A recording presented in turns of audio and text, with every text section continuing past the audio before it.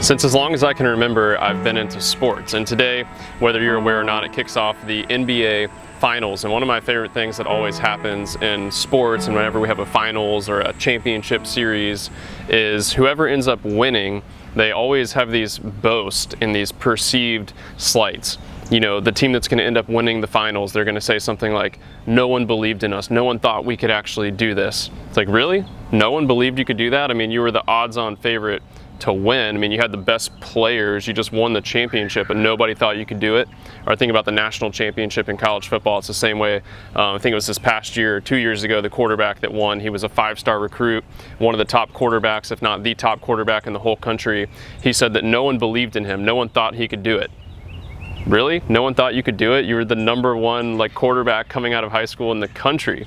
The athletes love to boast, and in scripture today, as we turn over our 128 moment, we're going to be in 2 Corinthians chapter 1, and we're going to see Paul actually write about his boast and what his boast is in. So if you will, let's go together in 2 Corinthians chapter 1. And just some background information, Paul is writing to remind of his influence in the Corinthian church, to defend his ministry to the church in Corinth. And he says this, he says, "For our boast is this, the testimony of our conscience, that we behaved in the world with simplicity and godly sincerity." And here's the key to me, he says, "not by earthly wisdom, but by the grace of God, and supremely so toward you." So 2 things here that I see, and just a worldview and a life-changing perspective of how to live.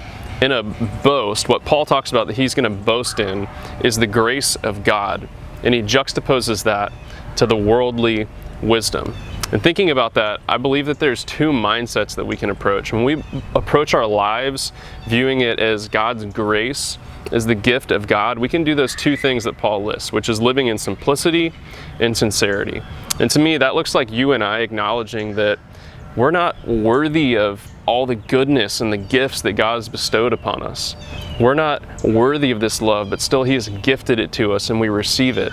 Instead of the wisdom of the world, which is always about desiring more and boasting upon yourself and pursuing yourself, what a tiresome, exhausting way to live. So for our 128 moment today, my encouragement for us as a church family would be not to boast in ourselves, not to live a life of pride seeking after our own way, but instead, if we boast in anything, let it be in the simplicity and the sincerity of being a people that have just received the grace of God. So church family, love you guys. We'll see you this Sunday at 10 a.m. Until then, have an awesome weekend.